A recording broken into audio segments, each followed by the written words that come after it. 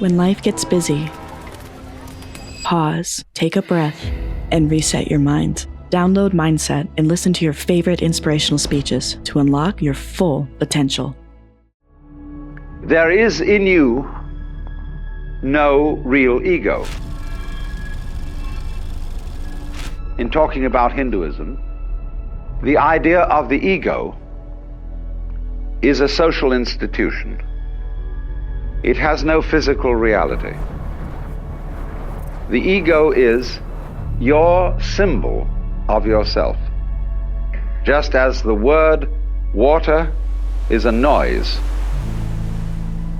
which symbolizes a certain liquid reality, so the idea of the ego, the role you play, who you are, is not the same as your living organism.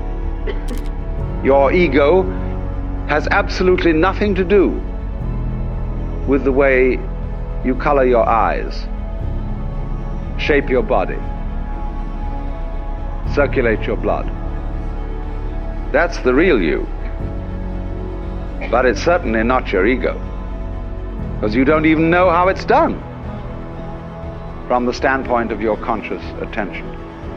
So the idea of Anatman is firstly that the ego is unreal. There isn't one. Now then, this then is the first truth. There is this situation that we have dukkha, or frustration, because we are fighting the changingness of things, and because we don't realize that the ego, the I, is unreal.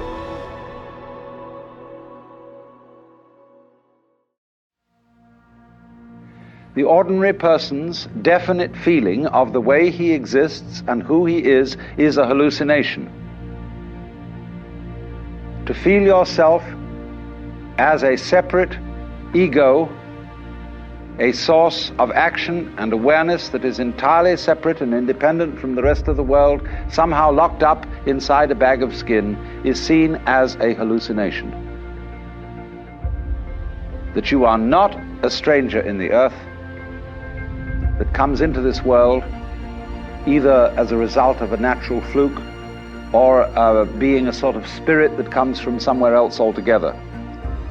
But that you, in your fundamental existence, you are the total energy that constitutes this universe, playing that it's you,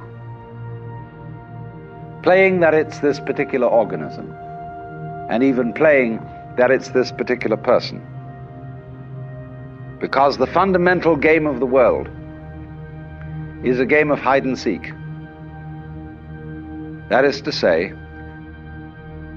the colossal reality, the energy that is everything, that is a unitary energy, that is one, plays at being many, at manifesting itself in all these particulars that we call you and you and you and you and you and you and you and you and this and that and all around us.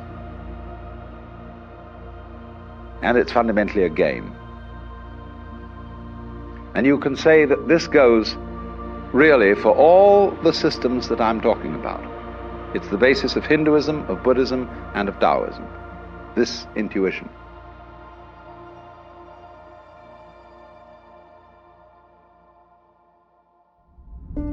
Clinging is what makes suffering. If you don't recognize that this whole world is a phantasmagoria, an amazing illusion, a weaving of smoke, and you try to hold on to it, you see, then you start suffering, seriously suffering. And I explained in the first talk in this series how we ignore all kinds of things because we notice only what we think noteworthy. And therefore our vision of everything is highly selective. We pick out certain things and say that's what's there, just as we select and notice the figure rather than the background, because they ignore the background. just as one thinks that you can have pleasure without pain. You want pleasure of the figure and don't realize that pain is the background.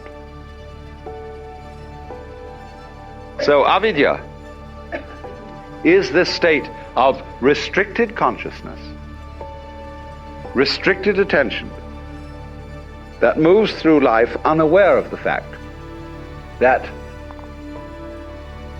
to be implies not to be, and vice versa. So now the third noble truth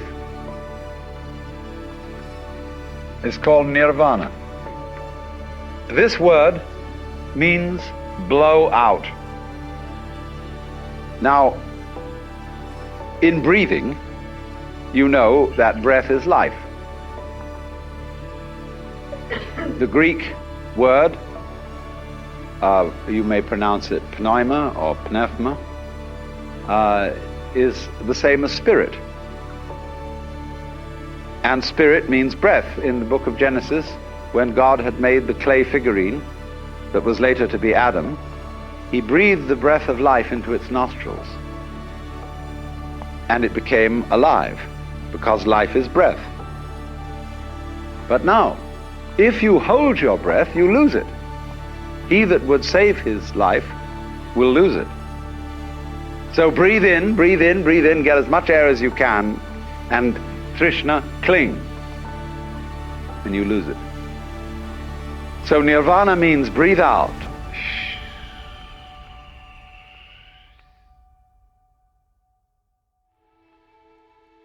Whew, what a relief that was. The sigh of relief. Let it go, because it'll come back to you if you let it go. But if you don't let it go, you'll just suffocate. So a person in the state of nirvana is what we might call a blown out person. Let go. Don't cling. And then you're in the state of nirvana. And I re-emphasize the point. This is not, I'm not preaching, see? I'm not saying this is what you ought to do. I'm simply pointing out a state of affairs that is so. There's no moralism in this whatsoever. It's simply pointing out, like, if you put your hand into the fire, you'll get burned. You can get burned if you want to. It's okay. But if it so happens that you don't want to get burned, you don't put your hand in the fire. So in the same way, if you don't want to be in a state of anxiety all the time, and again I emphasize, if you like to be anxious, it's perfectly all right. You can go running around the wheel and the rat race and play that game just as long as you want to, so long as you think it's fun. But if there comes a time when you don't think it's fun, you don't have to do it. So I wouldn't say to anyone who disagrees with me and who says, well, I think we ought to engage the forces of evil in battle and put this world to right and so on and so forth and arrange everything in this world so that it's all up. Try it, please. It's perfectly okay. Go on doing that.